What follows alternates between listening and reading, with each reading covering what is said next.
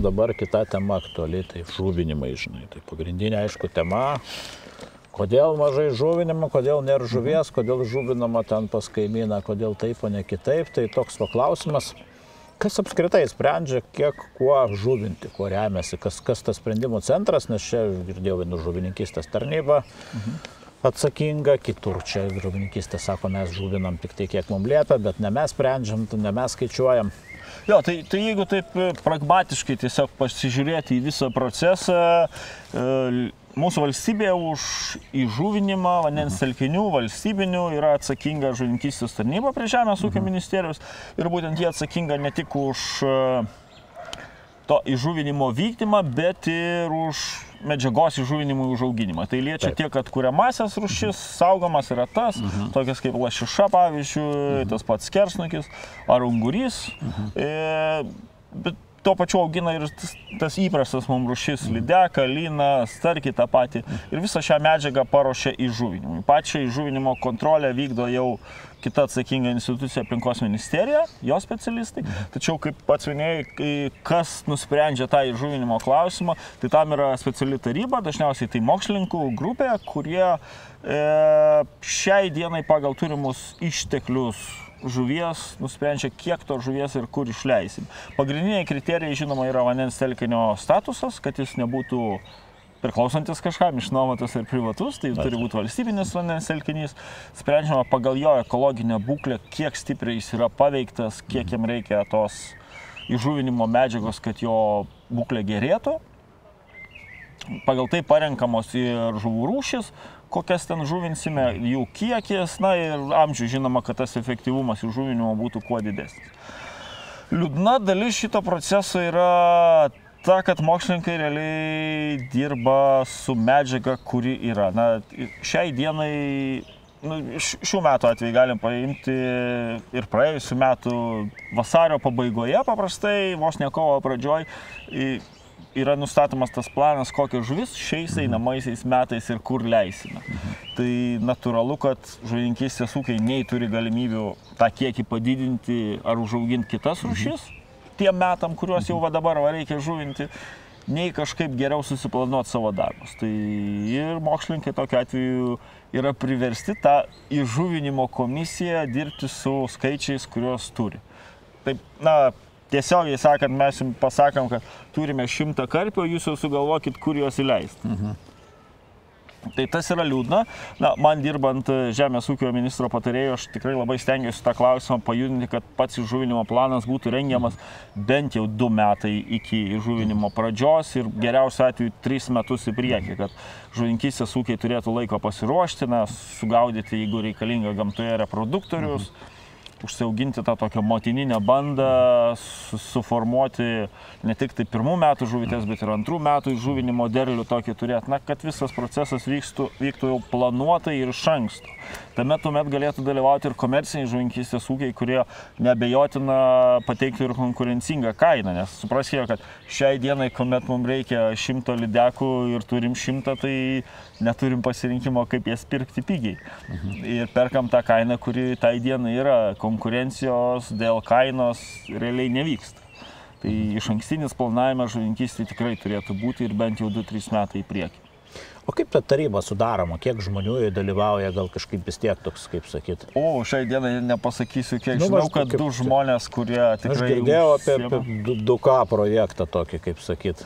Kontautą ir Kesminą, bet nežinau, kiek teisybės, bet čia žmonės, kaip visada, kad... Jo, žmonės kalba, kiek man žinoma, irgi yra 2 žmonės pagrindiniai, kurie Lietuvoje tos įžuvinimo planus sudarinėja. Apie pačius specialistus tikrai aš nieko blogo negalėčiau pasakyti, jie išmano tą savo darbą, tiesiog yra priversti dirbti su rezultatais, kokie jiem yra, kokie pateikime ant stalo. Negali improvizuoti ir sakyti, mums reikia daugiau lydekų, kai jiem parašo, kad turim tik karosų. Na, tai reikia sukti su tuo, kas yra. Tai šita dalis tikrai liūdna. Nes, tiesiog irgi iš kokio rajono žmonės ten perka leidimus, ten visą kitą ir tikisi, kad aš ten žvejoju mušai, sakykim, kad į mušą bus ten kažkokių lydekų ar paįleista. Bet tuo metu nieks nežuvino, ten žuvina kur nors, ten Žemaitijoje ir dar kažkur tai ten kitam gale Lietuvos. Tai toks pasipiktinimas yra, kad kiek mūsų pinigų surenka, galėtų ten žuvint mano ten mano balą kažkur tai kaimynė. Tikrai taip, tas aspektas yra jautrus, na ir valstybė nei tų materialių išteklių, nei žmogiškųjų neturi tiek, kad atliepti visus poreikius. Tai išankstinis planavimas tai pagelbėtų tikrai, pagreitintų visą procesą ir efektyviau leistų išnaudoti tas lėšas, tačiau šiai dienai jis nevyksta. Aišku, tai čia tokios, kaip sakyti, spragos. O dabar, kaip teisybė, kiek, sakykime, gal teko matyti skaičius. Žvejai įsivaizduoja, surenka ten leidimus dabar, ten 30 eurų, atrodo jau netaip mažai ir įsivaizduoja, kad, tai turėtų ten to žuvies jau labai daug būti. Ar sakykime, ar daugiau valstybei kainuoja žuvį, negu surenka už leidimus, ar atvirkščiai yra? Va čia yra tas toks balanso klausimas. Esminis turbūt atsakymas, kad tik tai 50% lėšų apskaitai surinktų už žvejų mėgėjų leidimus nukeliauja į tą fondą, iš kurio įmami pinigai į žuvinimą. O kur kiti nukeliauja, į nepaslaptis? Tai čia, žinokit, visko yra, bet daugiausiai tam administravimui ir aplinkiniam funkcijom. Į moksliniai tyrimai, žinau, kelis procentus paima, bet irgi pakankamai juokingą dalį. Tai,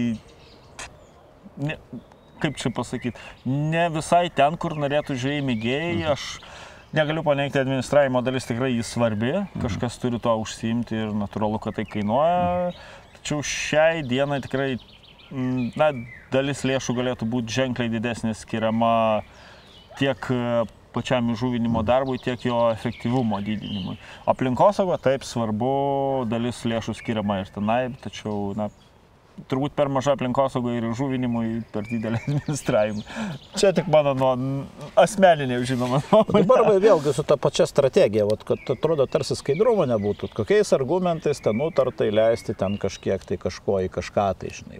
Ta prasme, būtų kažko toj vietoj kažkokia pozicija, kodėl mes turim tokį išteklių. Sumąstėm, tai aišku, būtų vis tiek gerai nebūtų niekam.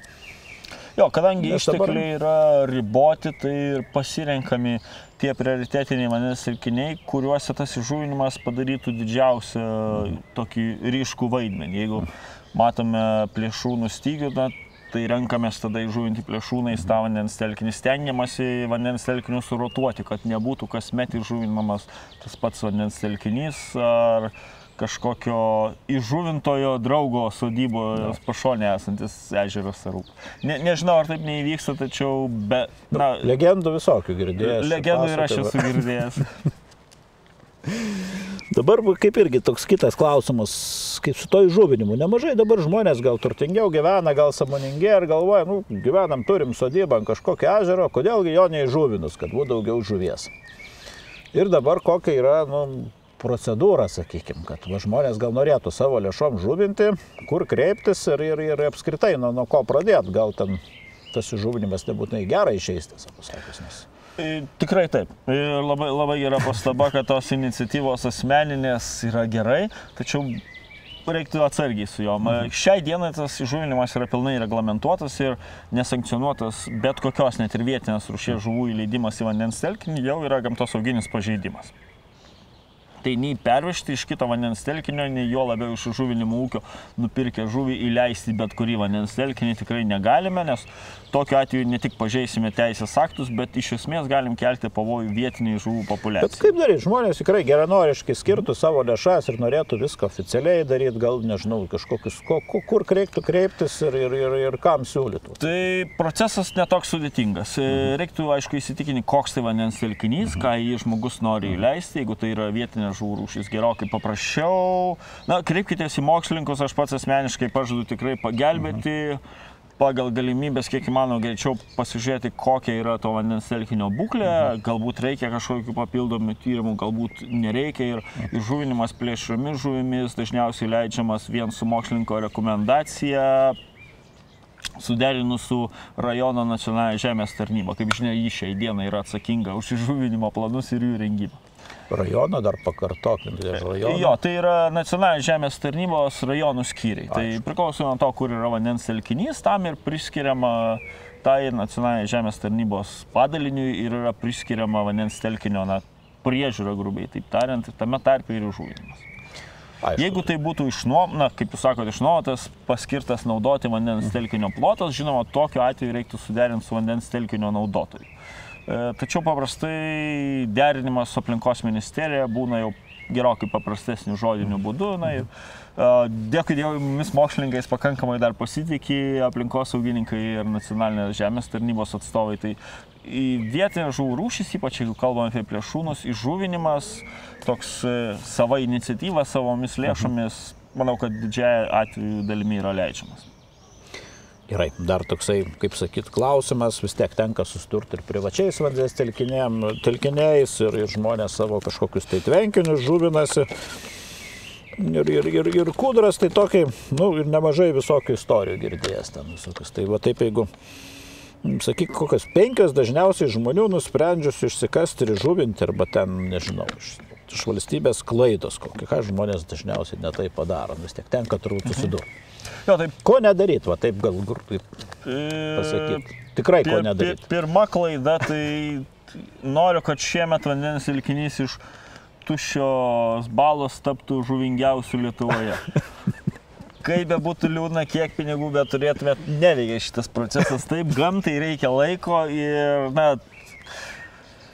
nepradėkit viską daryti savavališkai. Tai tikiu, kad jau turit kažkokių žinių kaip žvejys mėgėjas ir atrodo, kad tų kompetencijų užtenka, bet tikrai būtų gerai pasikonsultuoti su specialistais, kurie tą darbą dirba pagal išsilavinimą, daug metų tai daro. Tai nedidelė investicija į specialisto konsultaciją jūsų įžuvinimo efektyvumą gali padidinti 10 kartų, jau nekalbant apie pačio vandens telkinio ekologinės būklės gerinimą. Tai pagrindinės klaidos: nedarykite visko vienu metu, neveikia tas. O kaip tai atrodo, galiu pasakyti? Žmogus atrodo, va, įsikasiau kūdrą, tai čia tie karpių, plačiakakčio mūrų, naršamų, aišku, ir dar kokių pėtakinų ir viskas išstypo. Dar tada sugalvojau, kad įjungiau 5 orapūtės, fontaną ir dar nudažiau vandens telkinį. Tokią košę, tai reikia druskos, bulvių damest ir tada maišyti su šaukštu. Tai tikrai nežinant, net ir gerom intencijom galima prisidirbti stipriai ir patikėkit manim, sutvarkyti tą vandens telkinį po tokio įžuvinimo gera valia jį kainuoja tikrai brangiai. Aišku, tai buvo gerai. Pirma klaida, kas dar dabar kokia? Antra kokia? Antra klaida, tas su įžuvinimu susijęs medžiagos gavimas. Būtinai pasitikrinkite, ar žuvinkystės ūkis, iš kur perkate tą žuvį. Aš jau nekalbu apie tai, kad nepirkite iš Petro Jono, kuris prigaudė upėje lydekų. Tai jau bus nelegalu, nes nei žvejys mėgėjas jų parduoti gali, nei jūs turite teisę pirkti iš šio nelegaliu keliu. Neatsiveškite į vandens telkinį ligų. Kiekvienas žuvinkystės ūkiuose, gerbiantis kasmet nuolatos, kas kelis mėnesius lieka profilaktinius tyrimus nuo žuvų ligų, užtikrina jų tą veterinarinį, galima sakyti, gerbuvį ir tikrai rūpinasi, kad tos žuvis būtų tiek genetiškai sveikos, jeigu tai yra grynos kažkokios veislių linijos, tiek ir fiziologiniu būdu, be jokių ligų ar jo labiau parazitų. Tai tvarkingas žuvinimo medžiagos įsigijimas tikrai padės į ateitį tokią investiciją, kad jūs turėsite sveiką vandens telkinį su sveikom žuvim, be parazitų, be ligų ar panašių atvejų. Gerai, trečia dabar, taip jau iš eilės, gal dar kažkas tai tokio, tai papuola praktikai. Neretai žmonės, ypač jeigu kalbam apie tos iškastinius vandens telkinius, kad išsikasi kuo gilesnį, bus tuo geriau. Irgi neveikia, nereikia to šachtų kasti, jos dažniausiai užbyra, angliakasių nėra pas mus, tai nebent jūsų tikslas nardymui, bet ne žuvim auginti. Žuvai reikia kiek įmanoma didesnės bioįvairovės, tų buveinių įvairovės, tai jeigu turėsit vieną seklesnį tvenkinio galą, kitą gilesnį, viskas bus gerai. Tačiau tų šachtų stačiais krantais irgi tikrai nereikia, patikėkit manim. Gerai, 4. Kokia nors. Kas čia dar galėtų būti aktualu, reikia pagalvoti. Bet turbūt perteklinis žuvinimas, kurį jau apkalbėjome, neaišku, iš kur gaunama žuvis, neteisingas tas vandens telkinio išplanavimas. Turbūt tai esminės tos klaidos. Dar aš bent ką girdžiu iš praktikos, prisvisę daug smulkios žuvies, reiktų truputį leisti plėšrūnų, kokių 3 arų, kokius 5 šamus bent jau, kad ten tai paėstų tų karasiukų. Jo, tai jeigu neturite nusimatę galimybės, kaip tą žuvį išgaudyti, pripažinkit savo ir kitiem, kad kontrolė jūsų žuvų populiacijos bus, kontrolės mechanizmai jūsų rankose labai riboti. Tai arba planuokitės taip, kad jums nereiktų tų išgaudimų prievartinių būdų daryti, arba formuokite vandens telkinį, jeigu yra tokia galimybė, kad galėtumėt iš jo nuleisti vandenį ir tokiu būdu ne tik išsigaudyti tą savo žuvininkystės derlių, bet ir esant reikalui keisti pačią žuvų populiaciją ar bendrą struktūrą. Tai va, nu kągi, 5 nesuskaičiam, reiškia, žmonės netiek ir daug klaidų daro čia. Jo, ko gero, tos 3 pagrindinės yra dažniausiai pasitaikančios. Bet ta iniciatyva ir noras turėti savo tokį mini žuvininkystės ūkį, ar rekreacinės, ar verslinės žuvies gaudimo paskirties, jis tikrai sveikintinas. Man atrodo, tas ir ekologinių požiūrių maisto grandinių trumpinimas, kuomet kuo greičiau tą gautą maistą perkeli į skrandį, o ne perveži per pusę pasaulio, jis labai žalias ir tvarus iš tiesų yra. Tai mano atžvilgiu tikrai sveikintinas. Vėlgi dabar, jeigu, sakykime, kiek kainuoja toks dalykas, čia vėl grįžta ne apie žuvų, bet, sakykime, apie žuvų monitoringą, tos mokslinius patarimus, sakykime, sugalvoja išsinuomot ežerą, ten sutvarkyti, kad būtų daugiau žuvies, tvarkingos pakrantės, pažvejot kažko. Kiek tas kainuoja, kokio dydžio tas malonumas dabar yra, kiek, sakykime, tas pastyrimas mokslinis kainuoja, tie visi patarimai, bent plius minus, žmogus gal dabar tikiu ne vienas žiūri, galvoja, kad gal rajone yra kažkoks apleistas ežeriukas, kodėl jo nesutvarkius, sakykime. Ja, tai ir kam ruoštis, ta prasme, kokios laukia išlaidos ir procedūros nuo to?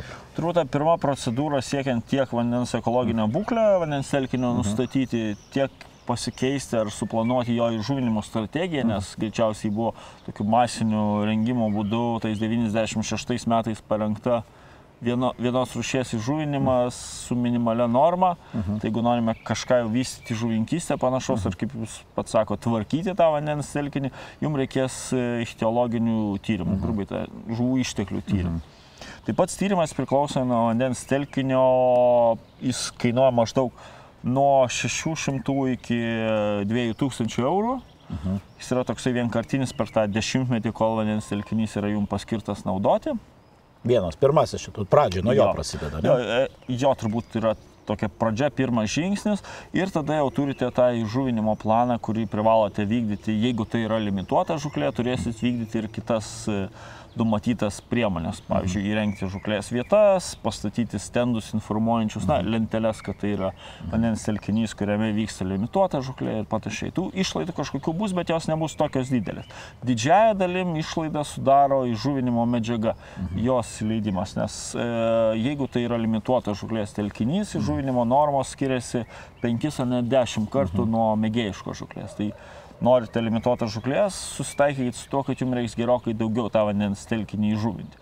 Tai pakankamai natūralu, nes turbūt ir už leidimų žvejybai susirinksite 14 eurų dienai, tai vis tiek. Ryškiai didesnė suma nei keli eurai už dieną, tai tuomet natūralu ir žvejų noras, kad jie atvažiavę kažką pagautų. Tam, kad kažką pagautų, turi būti ir daugiau. Bet sakykime, paimkim, pavyzdys 10 hektarų koks nors toksai ežeriukas vidutinio gylio. Kiek tas galėtų kainuoti, sakykime, įžuvinimas pradinis? Tai įžuvinimas... Paprastu atveju, kai tik nuoma yra ir sakykime, aišku, tyrimai parodo, kiek reikia leisti turbūt ir kokia rūšinė sudėtis. Tikrai taip. Apytikrai, maždaug bent jau taip. Vidurkį tokį. Vidurkį. Priklausomai nuo to, aišku, ar tai bus plėšios, ar tos draugiškos žuvis. Tai įžuvinimo kaina 10 hektarų tvenkiniui ar ežerui turėtų būti apie tarp 300–400 eurų, turbūt lietuviškas vidurkis. Tai čia būtų kasmet, ar tai būtų kasmet? Tai būtų kasmet, jo. Tai nėra tokia... Nėra kažkokia kosminė suma, bet pridėkim dar tyrimus, pridėkim tą susitvarkymą lentelių, kažkiek priežiūro žuklės vietų, tai turbūt reiktų pasiruošti, kad tas vidurkis per 10 metų metinių išlaidų jis artės prie 1000 eurų. Gal prie 1000 ne, gal taip išgąsdinti nereiktų, čia gal maksimaliai bus 1000 eurų ta suma, bet tikrai ne 300–400 eurų, o maždaug 500–600 eurų metinių išlaidų. Tai žmogus, jeigu, kaip sakyčiau, įkandamas turbūt geriau gyvenam čia žmogui, jo labiau kokiai bendruomeniai ten, kuris... Tikrai taip, jeigu kalbam apie bendruomenę ar kelių žvejų bent jau klubą, tai tas 50 eurų susimesti 2 žvejam per mėnesį šiai dienai ekonominė Lietuvos situacija turbūt nėra didelė suma. Ir vėlgi sveikintinas dalykas, jūs prisidėsit prie tos gražesnės Lietuvos. Daugiau vandens telkinių turės tokį noro atvykti ten pažvejoti statusą ir jie bus tvarkingesni, geriau prižiūrimi. Patiems turbūt bus smagiau sėdėti kažkaip. Kai žmogus pats kažką kuria prisideda, nu, jis pirmiausia mažiau nori ten kažkaip jau to žuvies, gal ten labai jau neš daug ir Tikrai taip. Ir požiūris keičiasi, gal ir kitur tada kitoks požiūris. Ir lengviau to požiūriu užkviesti aplinkinius vietinius gyventojus. Tas įsitraukimas visų tampa tokiu bendru tikslu ir nuo to turbūt gražėja visa mūsų Lietuva. Signalas, kad reikia baigti laidą turbūt, tai dėkui, Kęstuti, šį kartą. Malonu.